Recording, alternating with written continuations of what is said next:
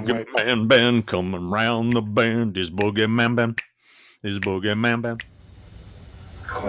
Tribute. Greetings, my fellow Fright Fiends, and thanks so much for dropping by the Horror Zone channel. I hope everyone's doing well. This is part 15 of my quiet little tribute to Salem's Lot series. And for today's video, I'm going to be focusing on the actor who played Constable Parkins Gillespie, that being the late, great Kenneth McMillan.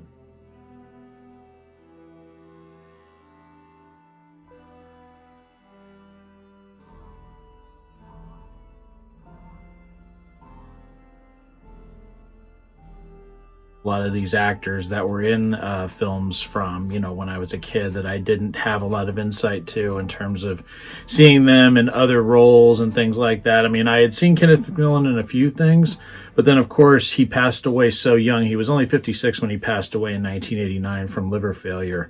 And the last movie he did was Three Fugitives with Nick Nolte and Martin Short. But I had always wondered what happened to the actor. And sometimes, people retire, things like that. And that's what I had thought had happened. And then to realize that he passed away so young really kind of broke my heart, because he didn't really become a big actor until he was in his 40s. But I love the character of Constable Parkins Gillespie. I don't know why, but I've always just been sort of fascinated by that character. First, it was the first time I had ever heard the term constable before. You usually hear police officer, but constable, I love the way that he kind of has his little finger on the pulse of everything going on in the town. That writer moved into Eva's. Right down the hall. I heard. Polly, you shouldn't leave your truck double parked like this. Don't leave the truck sitting here like this, huh? I might have to ticket you. By the way, what happened to your black suit? My black suit? The one that I always see you wear. And then the majority of his role in the movie is, of course, investigating the disappearance of Ralphie Glick and the suspecting of Straker. So there's that exchange between him and James Mason, which is one of my favorite scenes in the movie. The disappearance of the boy. Yes. Because I'm a stranger. Guess so. And a little odd.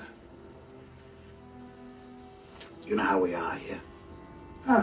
No different from people in small towns all over the world. I appreciate your candor. Am I being charged? No, but I'd like you to stay around. I fully intend to.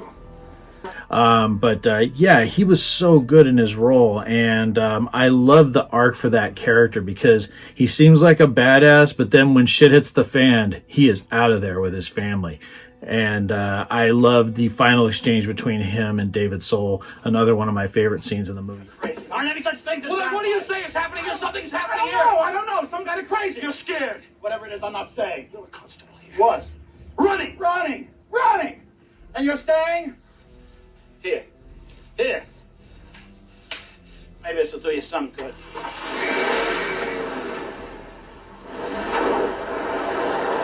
This town's falling apart, and you're running.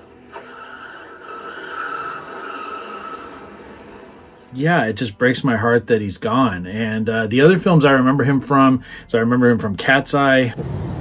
You walk all the way around, scab be removed from the car, you get the money, and you get my wife. You're crazy. Lose your balance. Lose your balance once.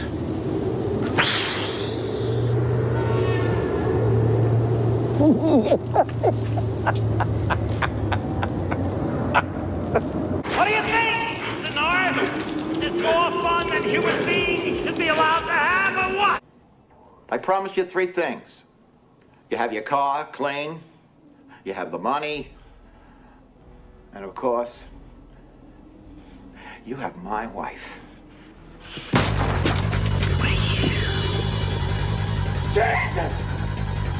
How do you like that, Mr. Norris? Because it's like a three-parter. There's 3 stories in Cat's Eye. It's another Stephen King movie, of course. And I just remember him in that. And just keeping you on your toes. Just the whole thing. He's such a prick in it. And he plays him so brilliantly. Now, I did see Dune, David Lynch's Dune.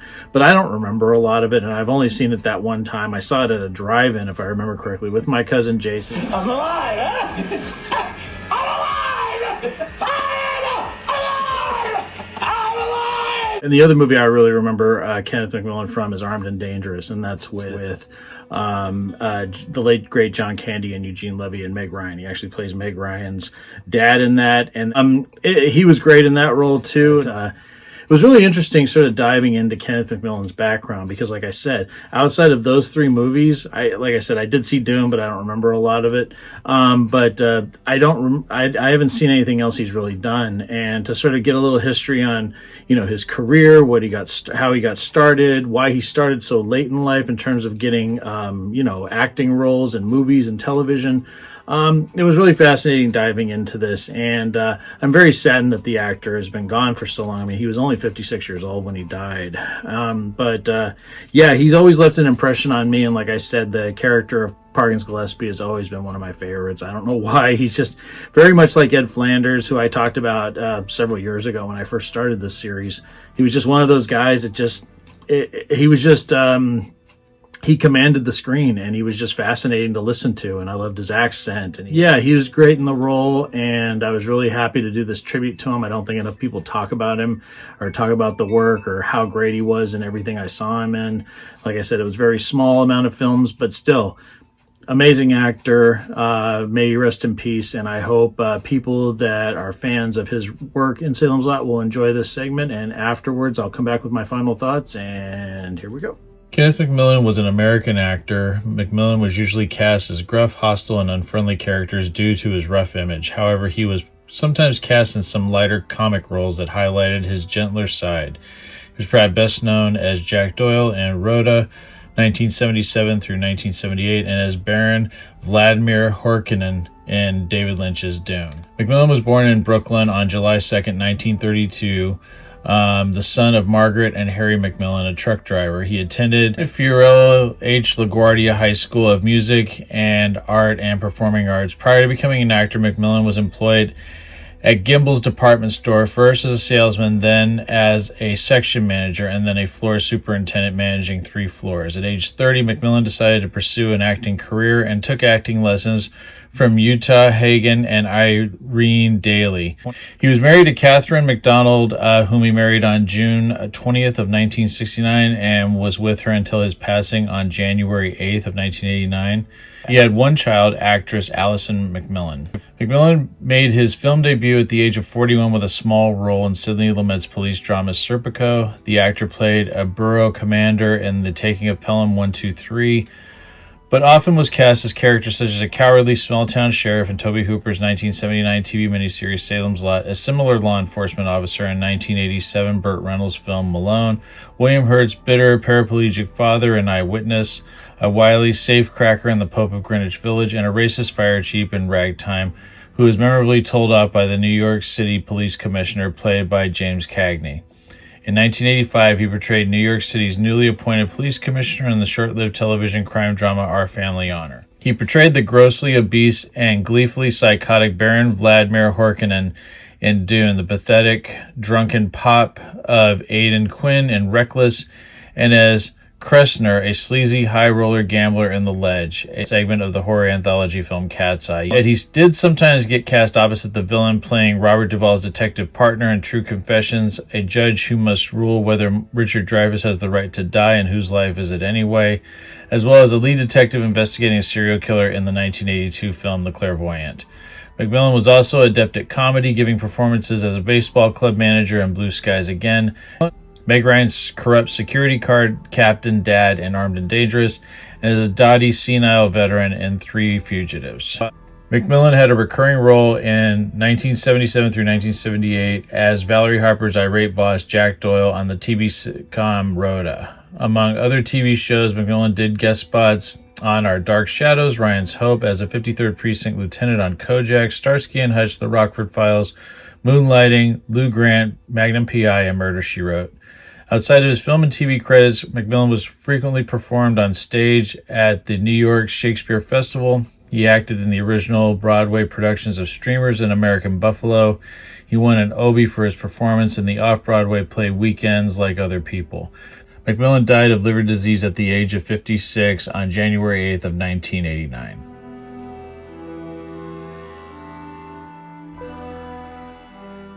So that is going to be it, my fellow fiends. I hope everyone enjoyed this. Again, talking about the late, great Kenneth McMillan, someone who really left an impression on me. I love his work that I saw him in.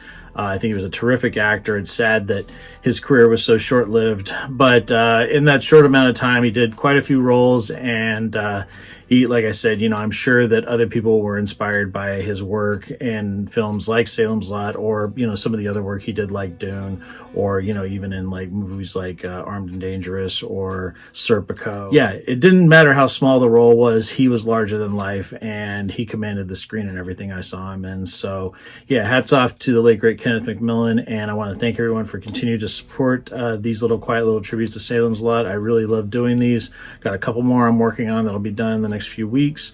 Let me know your thoughts down below. Let me know what your favorite role was of Kenneth McMillan's. Were you a fan of his in Salem's Lot? Did you like him in other roles as well? We'd love to hear everybody's feedback on the late great actor. And as always, thanks so much for stopping by, and I'll talk to you again real soon. Take it easy, stay scared as always, and remember, you can do nothing against the master. Peace. Bye. Ciao, Constable. Ciao? Ciao. That's a familiar Italian expression meaning goodbye. I didn't know you were Italian. I'm not. The word is.